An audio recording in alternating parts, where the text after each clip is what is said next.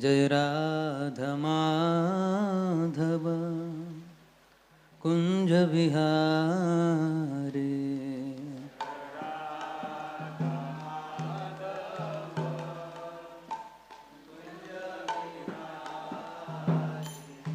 जय राधा माधव कुंज विहारी।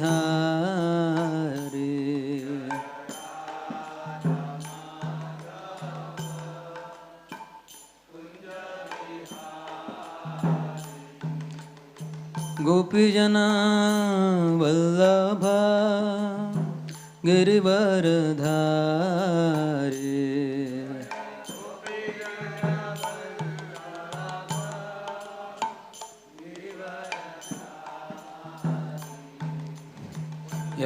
यशोदानंदन ब्रज जनरंजना।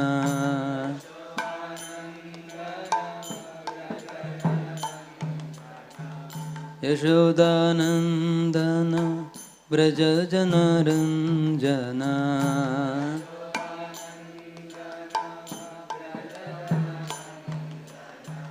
यमुना तीरावनचारी।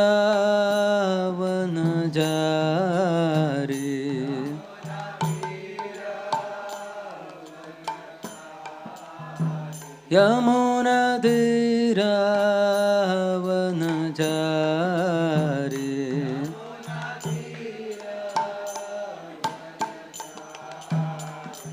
जय राधा माधव कुंज Vihari.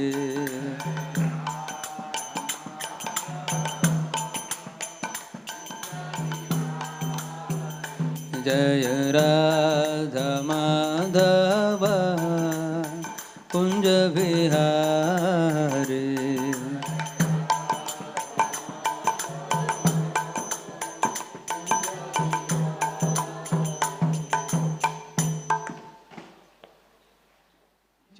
Vishnupat Paramhamsa Parivrajakacarya Ashtotar Shri Srimad His Divine Grace Abhay Charanarvinda Bhakti Vedanta Swami Shri Prabhupada Ki Ananta Koti Vaishnava Vrinda Ki Grantraj Srimad Bhagavatam Ki Itai Gaur Premanande Om Namo Bhagavate Vasudevaya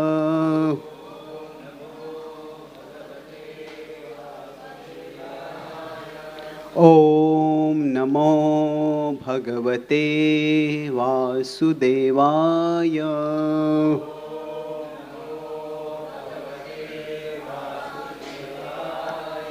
Om Namo Bhagavate Vasudevaya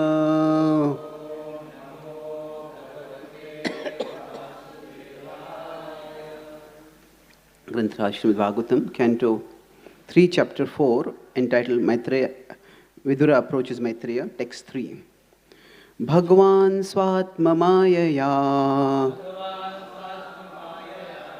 Gatim Tam Avalokya Saha Saraswatim Upasprushya Vrikshamulam Upavishat Bhagwan Swatma Mayaya Gatim Tam Avalokya Saha Saraswatim Upasprushya Vrikshamulam Upavishat Bhagwan Swatma Mayaya Gatim Tam Avalokya Saha Saraswatim Upasprushya Vrikshamulam Upavishat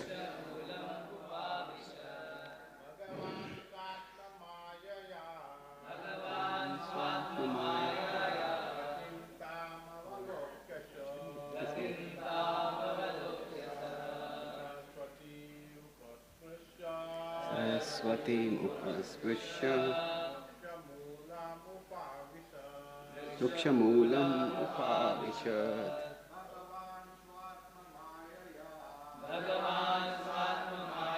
या तामवलोक्य सः तीम् उपस्पृश्य वृक्षमूलम् उपाविशत्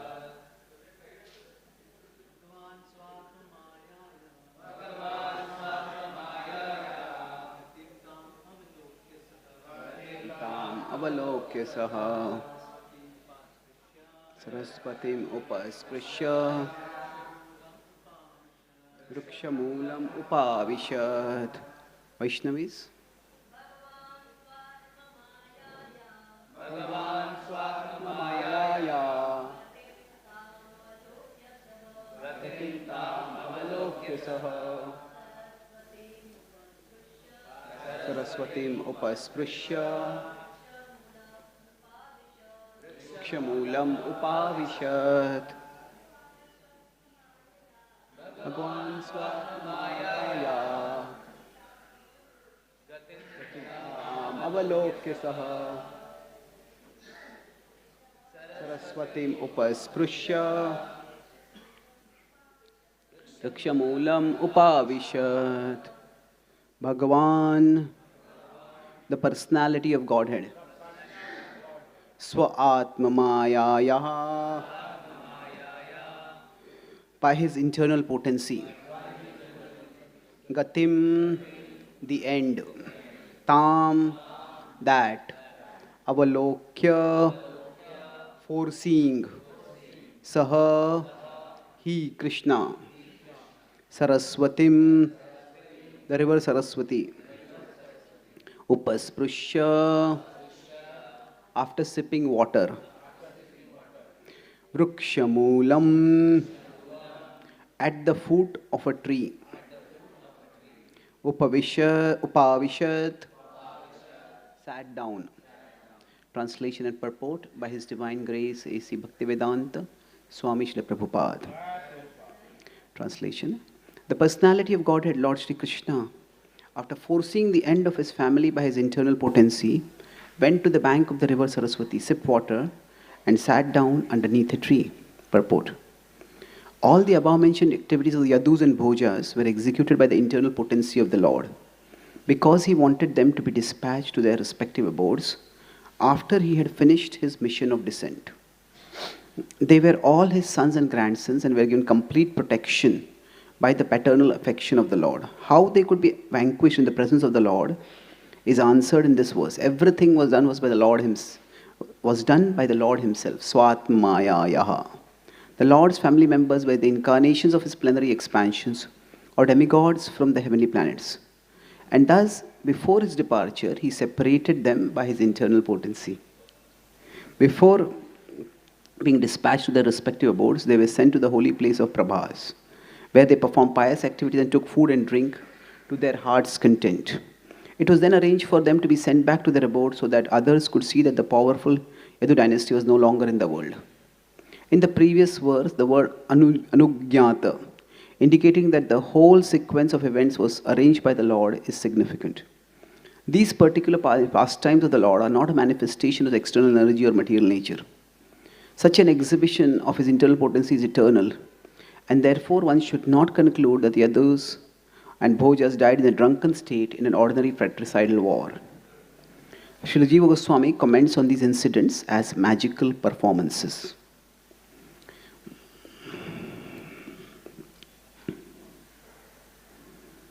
Om Jnanatimirandhasya Jnananjanashalakaya Chakshurunmilitam Yena Tasmai Shri Gurave Namaha.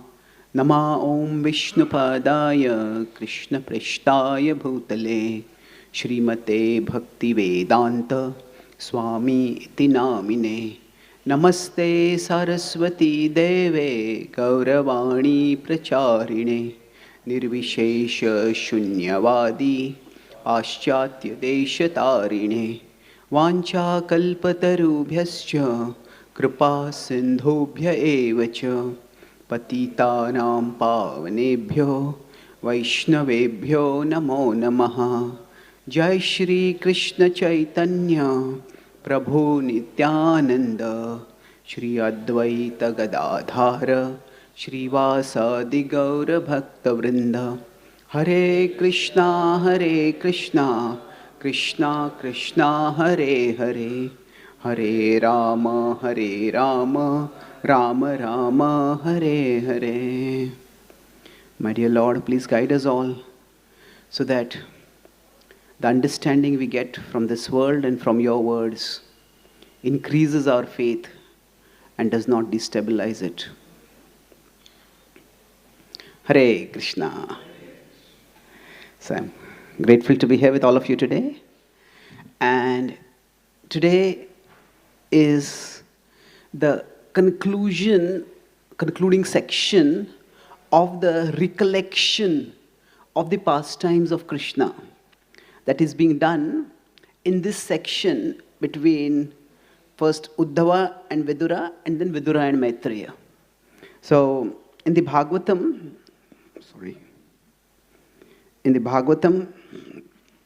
this is the first major section before the 10th canto, where a somewhat detailed recollection of the Lord's pastimes is given. And what is given here in the 3rd canto will be elaborated later in the 10th canto and the 11th canto. So here it is more like just one verse summary that is given. And yet, even this one verse summary can at times be can be disturbing. Because here is one of the most challenging pastimes of the Lord. That what is described is toward the end of Krishna's manifested time in this world, there was an utter disaster or a catastrophe where the Yadus got into apparently a drunken brawl. And that just went so wild that they ended up destroying each other. And it seemed as if, what is Krishna doing? Why didn't Krishna stop it? So the Prabhupada quotes in his purport, last line that he says, these are magical pastimes or magical performances. So Jiva Goswami is being quoted over here, and he technically uses the word Asura-mohana-lila. Now, Asura-mohana-lila means the pastime that is performed to delude the atheists. Now the question may come up that many questions come up when we hear such pastimes. I'll try to address them one by one. I'll talk 3 main points in the session today. The arc of understanding. If we want to understand something, we can go through 3 stages. So the first is authenticity. I was just in South India for almost 15 days, and there's a lot of aggressive conversion going on over there.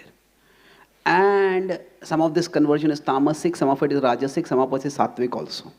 By sattvic, what I mean is, they criticize at an intellectual level various aspects of the Vedic philosophy, and they try to intellectually attract people. Tamasic is where they manipulate and mislead people. Rajasic is where they allure people. So one of the more sattvic aspects of criticism is that actually Jesus was just a very poor, ordinary person. Whereas Ram and Krishna were all kings. So they had, because they had wealth, they had followers, and they had their followers who wrote stories glorifying them. And therefore, all these stories, initially the Christian critique was that this Ram and Krishna, they don't exist only, they're mythological figures. Mythological in the sense that they're not historical at all. But now, the historical evidence, especially for Krishna, is becoming substantially undeniable. So, this is happening. Now they say, if they're not imagination, then they are exaggeration. And they said these were kings, so they paid people to exaggerate their stories. But Jesus was not a king. Jesus did not have any followers. So what his stories are told are actual true stories. So this is the way they try to argue that Jesus' miracles are real miracles, Krishna's miracles are exaggerations, they are false. It is an interesting logic, but the straightforward problem with it is that if these stories were told to glorify these particular characters, then why would these stories contain sometimes uncomplimentary description of those characters, isn't it? So, for example, in Krishna Lila, there is a description of Abhimanyu getting killed. There is a description of this particular pastime, where if you want to glorify someone, you don't depict them as their entire family being destroyed and they being helpless to stop it. If somebody wrote a story like that, we would think that the whole purpose of the story is to get people to not like that character.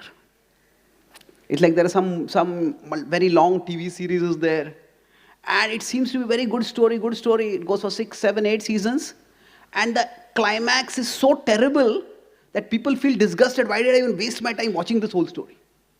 Isn't it? So, now if somebody wrote a story like that, and would say, did the author not have any good sense? Why did they write something like this? So, actually speaking, this concluding story, it doesn't seem at all complimentary. In fact, it seems as if, Krishna did so many wonderful things, but it was all an illusion. It has no substance, because at the end he couldn't save even his own family. So now we can't have it both ways.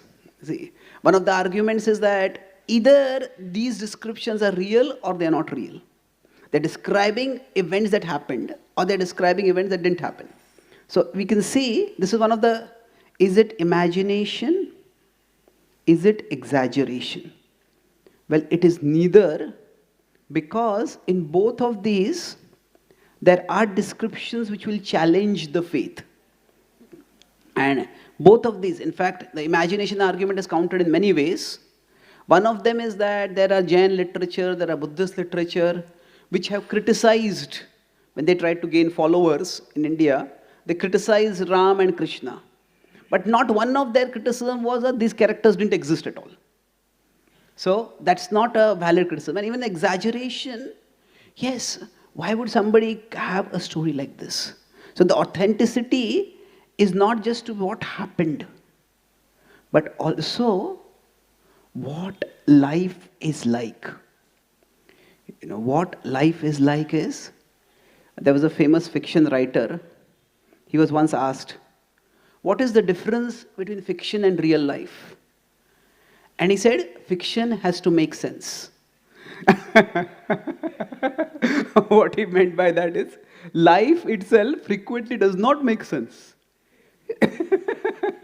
But, if somebody doesn't like fiction, if fiction does not make sense, people can just throw away the fiction book. People can stop watching the TV. So, TV show, whatever it is. So, fiction has to make sense. But life frequently does not make sense. And the point over here is that in our life also, there will be situations where things just won't make sense.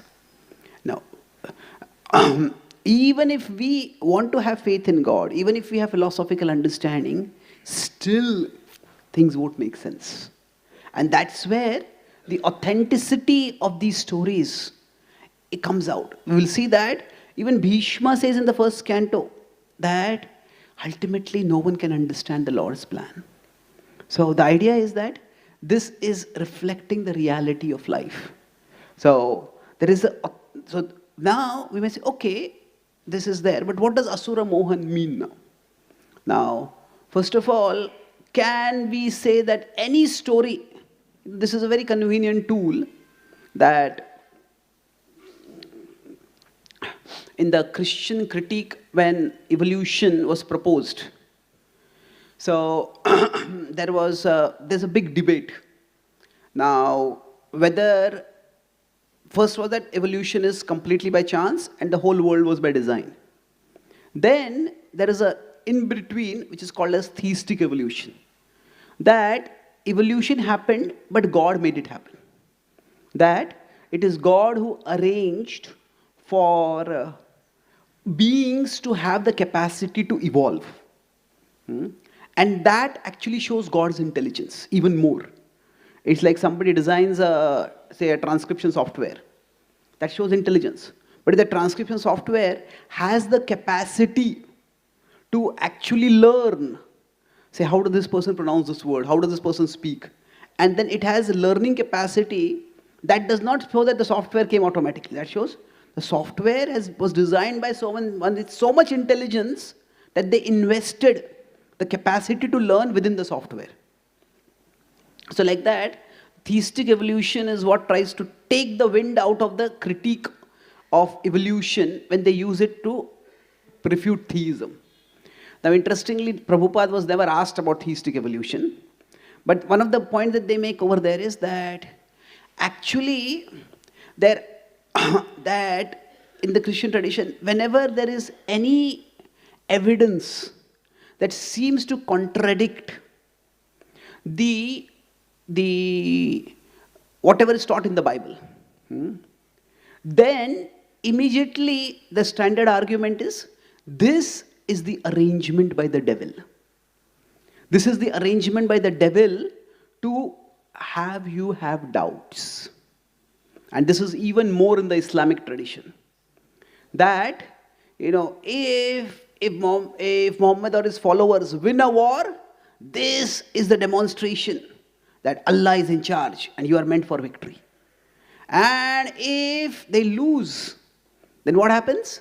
Oh, this is an arrangement by the devil to test your faith. So, to any rational person, the idea that anything which supports your theory, you say, oh, that is proof. And anything that doesn't support your theory, that's a deception. Now, that is not going to make any credibility to anyone. So, how do we decide which Leela is to be called as Asura-mohana-lila?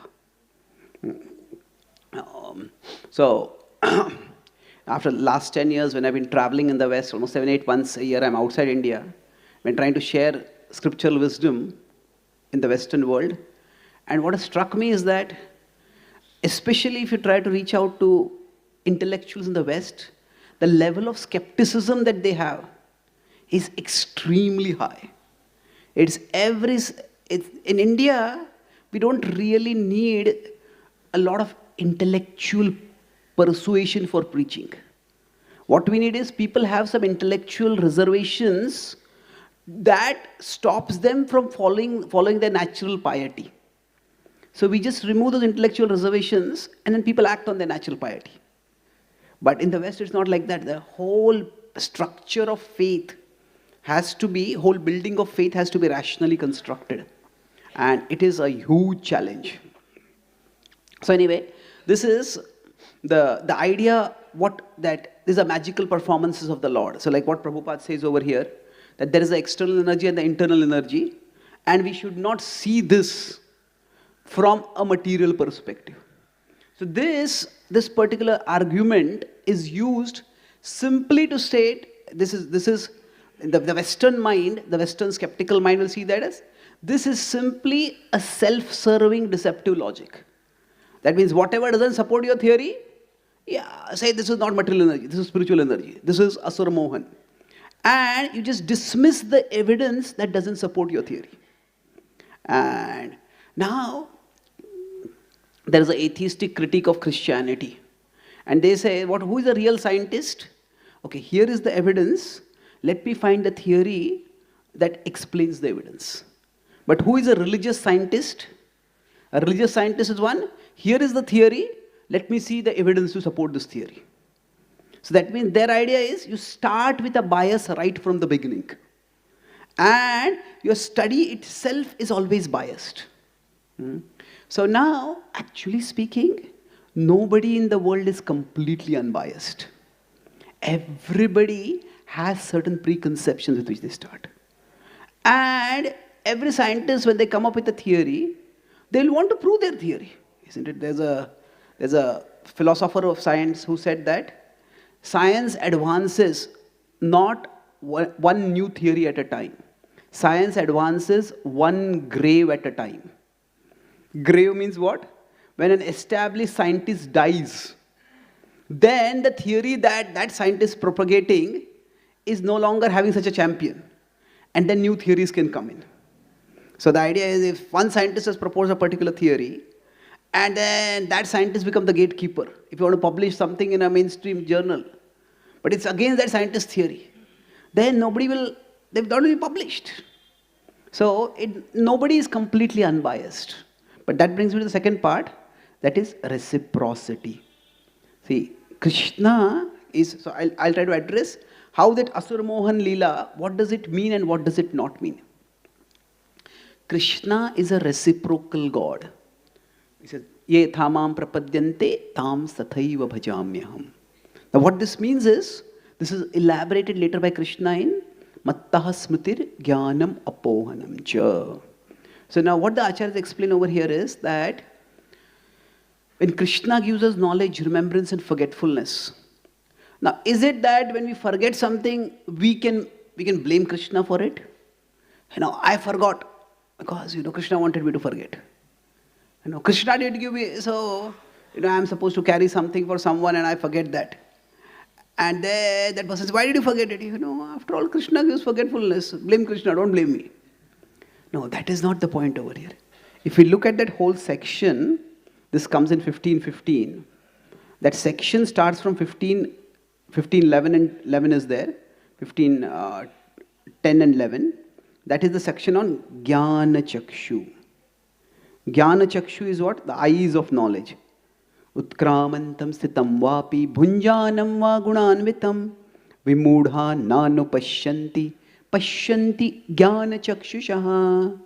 So Krishna is giving us the eyes to see. And the key verse over here is that who can see it, who can't see it.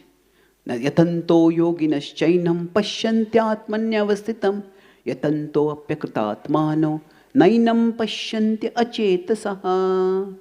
So who can see this? Krishna says that those who want to see it, those who are endeavoring to see it. Those who don't want to see, they will not be able to see. Akrutatmanaha, those who have not done the inner work to cultivate this vision, they will not be able to see it. So what this means is that there are two distinct things over here. There is what we remember.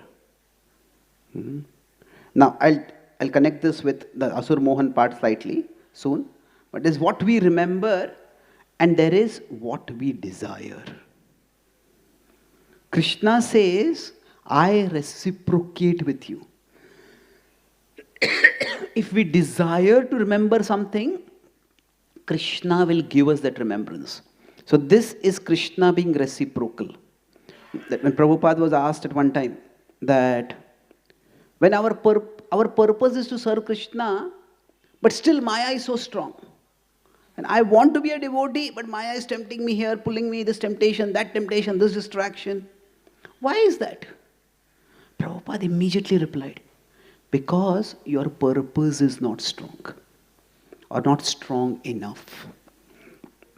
So when we want to remember Krishna and if you are forgetting Krishna, or what is it? Quite often our desire for Krishna is not strong enough.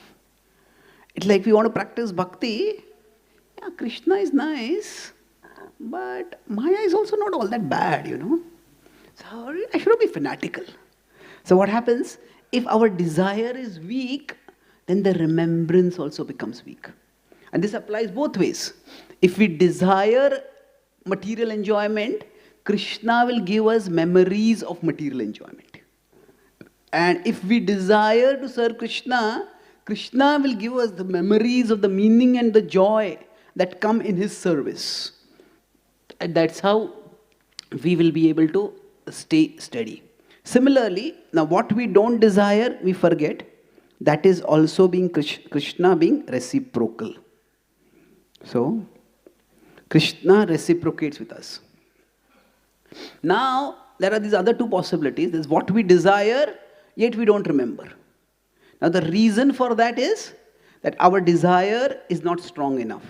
Or rather, some other desire is stronger.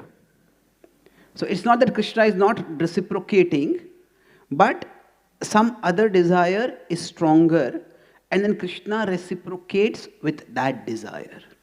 So when Arjuna is saying that sometimes baladivan yojita, I feel as if I'm forced to indulge in something, dragged towards some indulgence.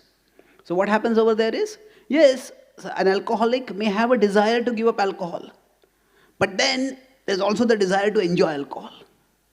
And both these desires at war inside, and if the desire to drink becomes stronger, then Krishna will reciprocate with that desire. Okay, if that's what you so strongly want, just enjoy it, experience it, that the enjoyment is so hollow, it's so counterproductive. And then it is for us to change our desires. In fact, it's interesting that in this actually, prior to this is the 15th chapter, 12th chapter, Krishna says, what is the whole purpose of sadhana bhakti?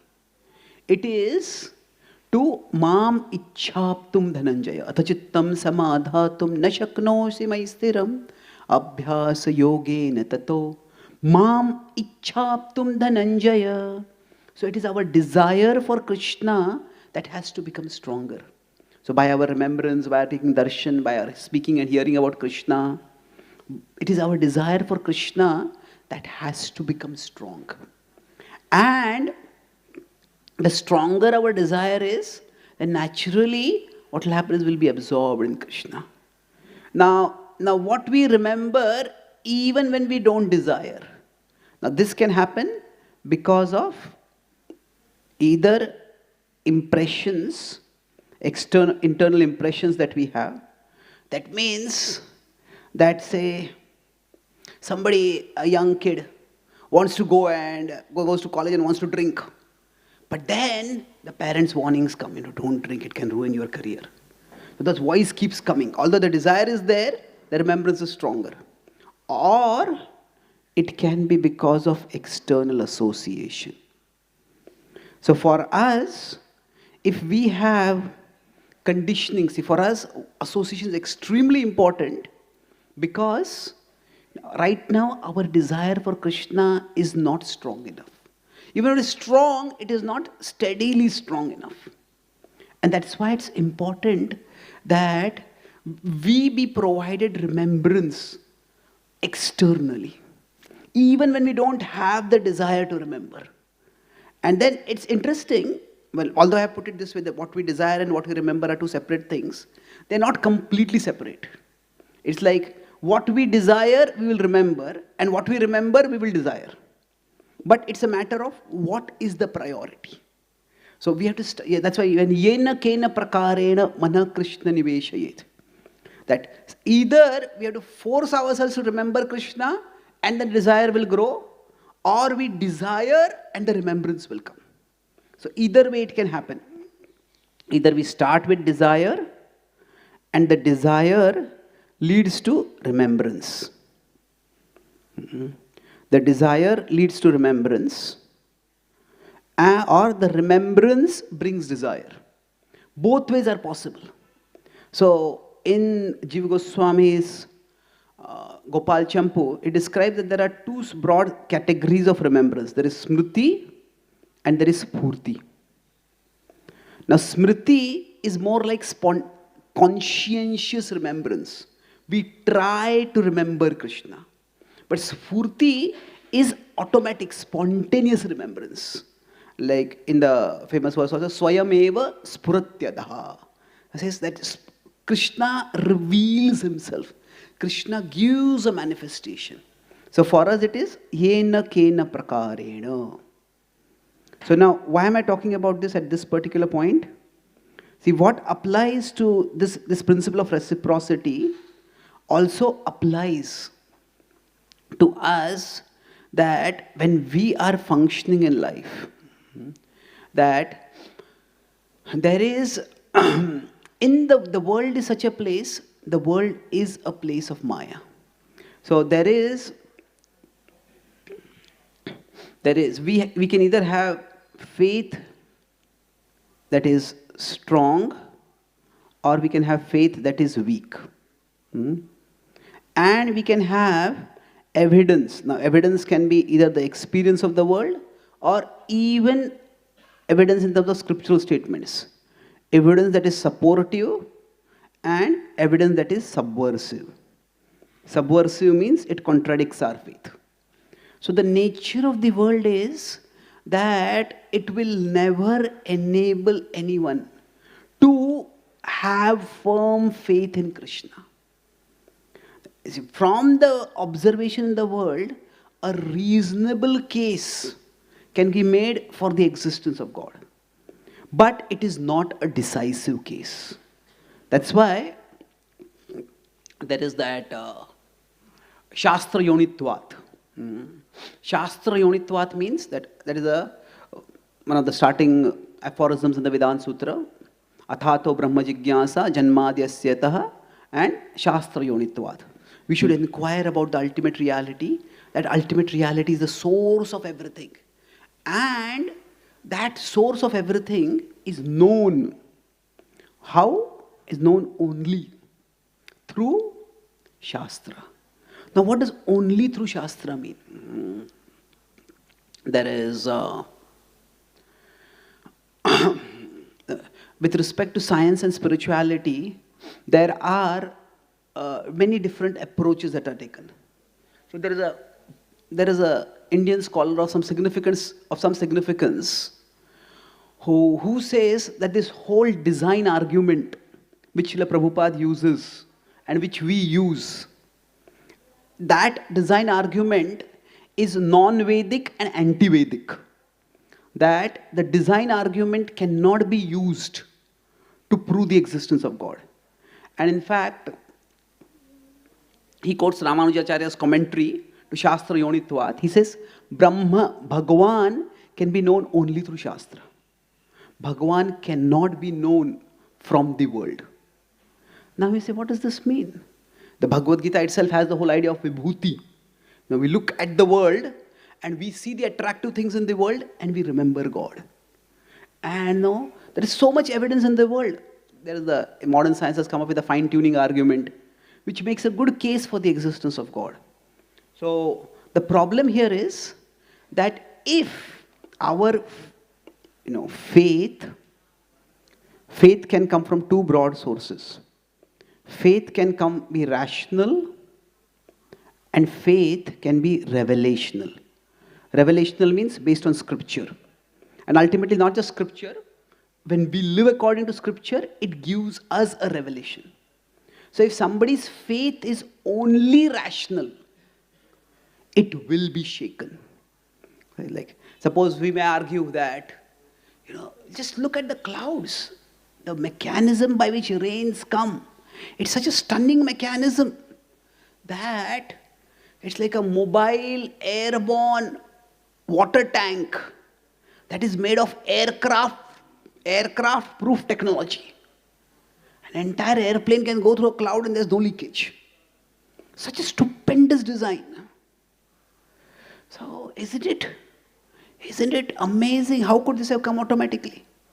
So the atheist will argue, if the clouds were made so that there could be rains on the land for irrigation to happen, then why does it rain on the oceans? So now the theistic answer to this is, it rains on the oceans so that atheists can ask this argument and stay atheistic. See, in the Mahabharata, when Arjuna is on a rampage racing towards Jayadratha, now Duryodhan was on a high. The previous day, he had got Abhimanyu and he was sure that today he will not be able to reach Jayadratha. And then, what happens is then Arjuna will have to die and then I will win. So, but then Arjuna goes on such a rampage, his entire army is not able to stop him. And Duryodhana starts losing heart. He remembers the words especially of Bhishma. In the Mahabharata, one of the most fascinating relationships is between Bhishma and Duryodhana. That, Bhishma never loses hope on Duryodhana. That till the last moment, Bhishma is hoping that Duryodhana will change. And even when he falls, finally on the 10th evening, and Duryodhana approaching, the first thing Bhishma says to Duryodhana is, "Oh Prince, just see that I who have never been defeated have now been defeated. What I have told you, the Pandava army cannot be defeated. Please let my fall be the indication for you to cease hostilities. You are cousins, live together as family." Now before that, Bhishma, on the fourth night, on the fourth day, Duryodhana's army really receives a battering. So what happens is that Duryodhana tries to challenge Bhima, and Bhima just pounds him and defeats him. And then an elephant division comes to the rescue of Duryodhana, and Bhima charges off to destroy that entire elephant division. And then Bhima's son, Ghatotkacha, comes over there. And Duryodhana says, "You are like my son. Go away as long as I am merciful. I am already angry with your father, and I'll take that anger out on you." He says, so Ghatotkacha says, "My father already defeated you, I'll defeat you now." And Duryodhana gets enraged and they start fighting. And on that day, Ghatotkacha also defeats Duryodhana. And Duryodhana is utterly humiliated. And then that evening, he goes to Bhishma and asks that, okay, how is it that while I have better warriors, while I have greater warriors, how is it that I am being defeated like this? So Bhishma says, "Oh child, I have been crying myself hoarse, telling you that there was not, is not, and will not be any army that can defeat the army on whose side Krishna stands." And then for the first time, many times people don't learn a lesson. People have to be taught a lesson. See, learning is voluntary. Teaching is involuntary, in one sense. So, Duryodhana is in one sense taught a bit of a lesson. So what happens? He finally asks for the first time with a little bit of submission, who really is Krishna? And this is the opportunity that Bhishma has been waiting for so long. And then this is one of the sections where Bhishma's devotional heart comes out. And he glorifies Krishna right from his childhood pastimes onwards. And then Duryodhana just hears very silently. And then that night when he goes to sleep, he's thinking, might Krishna really be God? Now if he is God, why would he be against me? I'm a good person. So he thinks if Krishna is God, then maybe there's no harm in offering some respects to him. So he turns, before he lies down to his bed, he turns to face the direction which Krishna tented and moves down. And then that is one night he has a very peaceful sleep. So, but the thing is, on this 14th day, Duryodhana starts remembering Bhishma's words. Bhishma had told me Krishna is God. And if he is God, then what is the chance for me to win? I'm going to lose. But then, see, ultimately, it is we remember what we desire. His desire is so strong that he starts thinking, now, yesterday I killed Abhimanyu. Abhimanyu is dear to Arjuna, and Arjuna is dear to Krishna. If Krishna had been God, then he would not have let Abhimanyu to have died. Because I was able to kill Abhimanyu, therefore Krishna is not God. So the point is that in this world, if somebody wants evidence to stay atheistic, they will find that evidence.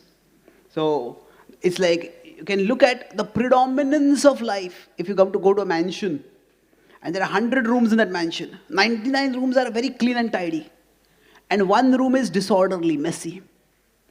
So then the question comes up, somebody can look at that one room, there's no caretaker for this house, for this mansion.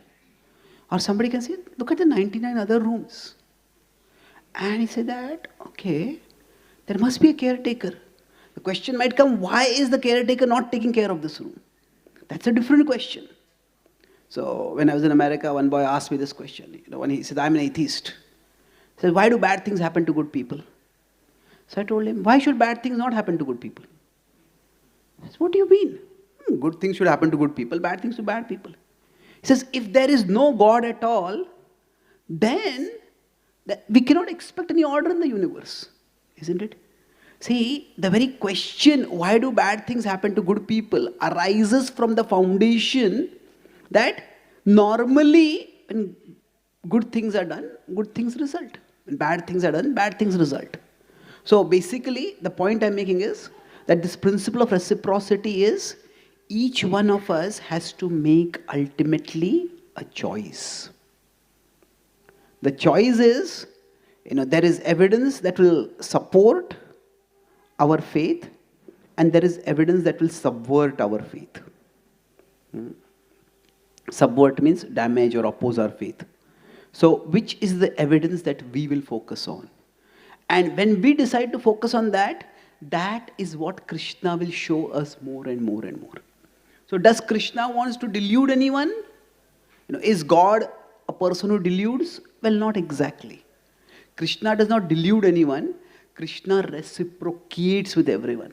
Vishwanath Chakravarti Thakur in his Bhagavatam commentary elaborates on this concept of Asura-mohana-lila.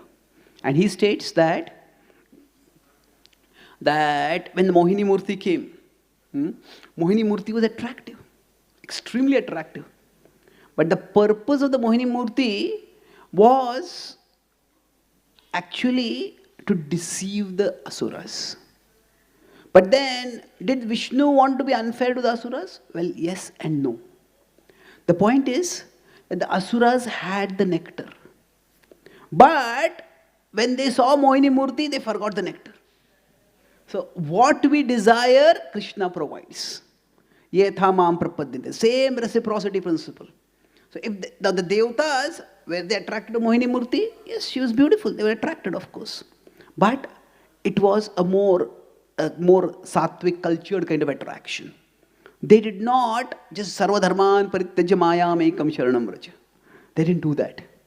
So the idea here is that the Lord, when we say, does the Lord deceive anyone? No, the Lord does not deceive anyone. But the Lord reciprocates with our desires. And if we desire something lower instead of something higher, then the Lord reciprocates with that. And that is how it is in the world and in the scripture. Ultimately, it is for each one of us to choose. What is the evidence that we are going to focus on? So, I'll conclude with one incident. I think I described this incident earlier once. That I was in a college in America, and then one boy came up. I was doing a series of talks over there. So this boy said that, I'm an atheist. I said, okay. So he says, which is the God that you don't believe in? I don't believe in any of the gods. I said, okay. Okay, what is the conception of God that you reject? He said that, I reject the idea of a God who sends you to hell if you don't believe in him. So I told him, even I don't accept such idea of God. The Gita doesn't talk about God like this. People go to hell not because they disbelieve in God, it is because they do wrongdoing. Krishna says that it is kama, krodha, lobha that takes one to hell. It is not ashraddha that takes one to hell. Ashraddha will keep one in the material world. But anyway, so I asked him what happened. He said that, how did he turn toward atheism? So he said that when I was 5, both my parents died in an accident. And my parents were quite religious. And when they died, they said, God who would do like this, I don't want to have anything to do with this God. And I rejected it. He said, then I went into foster homes. He was in quite a good university. So how did you get there? I asked him. He said that when I was about 12, I was adopted by a very good couple. Normally, foster homes is where kids go for some time. So, and then they took care of me. They're not believers, but they're good people. And it's by their support that I've come to this college. I said, see, earlier you said that God was unfair to you. But then I said, are you being fair to God? I said, what do you mean? He said, that when your parents passed away, you said that, oh, why would God do such a thing? Yes, that's tragic. You said you were adopted at the age of 12. How many kids, what is the percentage of kids who get adopted at the age of 12? Adopted at the age of 12? He says, extremely rare. He said, I was extremely lucky, he said. Wait a minute, he said, when bad things happen, you say it's because of God. And when good things happen, you say it's because of luck. So either attribute both to luck or both to God. He says, don't be unfair to God. See, most of us, there is a time we will all feel that life is unfair to us. There are times when we get far worse than what we deserve. But if we look at the big picture, we'll find there are times when we get more than what we deserve also. So life in the big picture is fairly unfair. Fairly unfair means sometimes we get less than what we deserve, sometimes we get more than what we deserve. And ultimately, it's our choice. If we focus on the unfair part, our faith will go down. If we choose on the focus of forth on the fair part, we will see that our faith will rise. So ultimately, if we look at the preponderance of Krishna's pastimes, Krishna did extraordinary things. Krishna went to the abode of Yam and brought the death and brought those who were dead back to the world. How could that Krishna be killed by just one arrow? How could Krishna allow his own family to be killed? So if Krishna has allowed that to happen, that is for some purpose. And that purpose is ultimately, Krishna does not force faith even on atheists. So if the atheists want, like I gave the example of the 100 rooms, one room is dirty and you say there's no caretaker. Like that, all of Krishna's pastimes are extraordinary and inspiring and divine, imbued with this divine potency, omnipotence. And one pastime is off. Are we going to look at that one pastime and say, therefore, this is not God, this is not someone I'll believe in. This is just false. Or are we going to look at all the other pastimes? So Asura-mohan means not that Krishna wants to deceive anyone, but rather Krishna reciprocates. And if we want to hold on to our own desires, Krishna will allow us to hold on to them. Nityo nityanam chetanas chetananam eko bahunam yo vidadhati kaman. That one being maintains all living beings. That maintenance is not just physical maintenance. It's also intellectual maintenance, it's also conceptual maintenance. If somebody wants to be an atheist, Krishna will help them maintain their atheism. Because that's what they want to do. So ultimately, when we want to share Krishna Bhakti with others, certainly we need to use logic and reason. But ultimately, somehow or the other, that desire to serve Krishna has to be injected in the heart. And if that desire to serve is injected, that's what will cause the transformation. Even a small desire to serve, that will open their mind and open their heart. And ultimately, that's how they will come to Krishna. So, I'll summarize what I discussed today. I talked about the arc of faith or arc of understanding that leads to faith. So, the topic was, how do we understand these pastimes of the Lord, where it seems that everything is going wrong even in the Lord's presence? And is Asura-mohan, how do you understand that particular pastime? So, A was what? Anyone remembers? Authenticity. I discussed that. Those who say that these are all stories that are created by Krishna partisans so that Krishna can be glorified. Krishna was a wealthy person and Krishna paid people to glorify him. Why would they tell stories which are actually going to damage the faith? So authenticity is both in terms of what happened.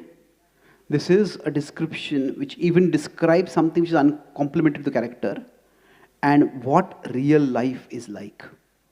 Real life is messy. Like I said, that life does not fall into neat units of meaning. Fiction has to make sense, life often does not make sense. Then R was the main part of the talk, that was reciprocity. Krishna reciprocates with our desires. So what we desire is what we remember. So Krishna says, Mattaha smritirjnanam apohanam cha. So Krishna is a reciprocal God. What we desire is what he will give us remembrance of. And if we are remembering something else, that means some other desire is stronger. And that same principle of reciprocity applies to our faith. Our faith can be strong or weak, and the evidence for the faith. We can look at the evidence that is supportive, or we can look at the evidence that is subversive. That is up to us. So if our faith is weak, then what will happen is we will gravitate. So this is the best situation to be in, where our faith is strong and we look for the supportive evidence. Now if our faith is strong and there's subversive evidence, we look for a deeper understanding. Deeper understanding is like there are 100 rooms that are, I mentioned 99 are clean, one is not clean. So why is that? We don't just dismiss the idea of a cleaner. If the worst situation is where our faith is weak and we focus on the subversive evidence. Now if the evidence is subversive, and so this is the worst situation, where the evidence is subversive and faith is weak. So basically, now both of these are bad situations, but we can get out of them as quickly as possible. Ultimately, it's a matter of choice. Prabhupada was asked, if my purpose is to serve Krishna, why is Maya so strong? It is because our purpose is not strong. So ultimately, when we are trying to do outreach, outreach is not just rational. Rational faith will last for some time. But ultimately, whatever we do is meant to inspire people to have a revelation. That they need to have some experience of bhakti, experience of Krishna's presence, Krishna's love, by which their desire changes. And when that desire changes, then their minds and hearts will open. So that is, we can all pray that when we are trying to share Krishna's message and when we ourselves are trying to receive Krishna's message, we approach with a heart that wants to know and a heart that wants to love. Thank you very much. Hare Krishna. Is there any one question or comment quickly before we finish? Yes, Krishna, Dandavad. Is there a mic?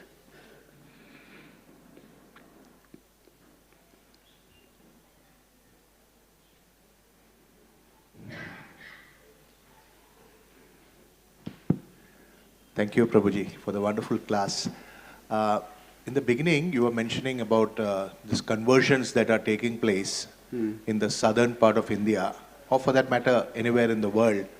So, the philosophy of Christianity is that Jesus Christ is the Son of God, whereas we accept that Krishna is God. So, how is it that an intellectual, like South India is particularly made of the intellectual class of people, how are they able to reconcile that worshipping the Son of God is greater than worshipping God? Okay, yeah. So why would people think that worshipping Son of God is greater than God? See, first of all, what Christian philosophy is itself quite a bit of a complexity. See, what happened is that Jesus himself clearly said that I am not the Father, I have been sent by the Father. Satyaraj Prabhu has made a compilation called, it's titled as, You Mean That's in the Bible? There are so many statements in the Bible which many Christians don't know. But what happened is that in the Christian tradition, there is no positive revelation of God, who God is. The positive description is not there. And for the human mind to be attracted, there has to be some positive description. So, for 4 centuries after Jesus departed, was crucified, Christians debated about who was Jesus. There's a Gnostic cult and many cults were there, many groups were there. But finally the Nicene Creed said that that was a theological agreement that all Christians came to. And they said that the divinity of Christ is manifested in the humanity of Jesus. That Jesus is both human and divine fully. And that's why in many Christian hymns and prayers, they treat Jesus as if he is God. So they have their version of the Trinity, their version of Achintya Bheda, whatever you want to say. They said the Father, Son and the Holy Spirit. They are in some ways one and they are different also. So basically they make Jesus the object of worship also. So the Jesus is the Son, but Jesus also in some ways the Father. So most of their prayers, when they say God, and they equate it with Jesus. So that's one aspect. So they don't really think of Jesus as lower. They say Jesus is in some ways God. And the second point is that in India, basically there is so much, see the same thing that is provided for accommodation can also become a source of confusion. Accommodation means what? We have this whole principle of reciprocity. If you cannot worship Krishna, you can worship the Devatas. So then there is, because of that there is so much confusion. And often there is not a proper defense of the Vedic tradition. I saw one devotee's son showed me a cartoon in Canada. He said that, young Indians are trying to defend their tradition now because a certain level of cultural national pride is there. Cultural pride is there. So an Canadian kid is asking an Indian kid, why do you people worship so many gods? And his Indian kid replies, he thinks and replies, oh, we like to have backups.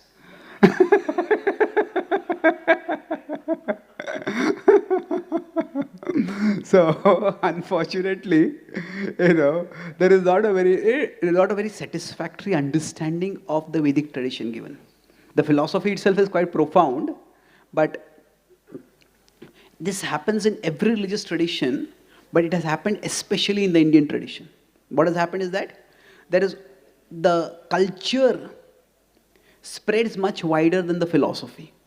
See, the culture is like technology. Philosophy is like science.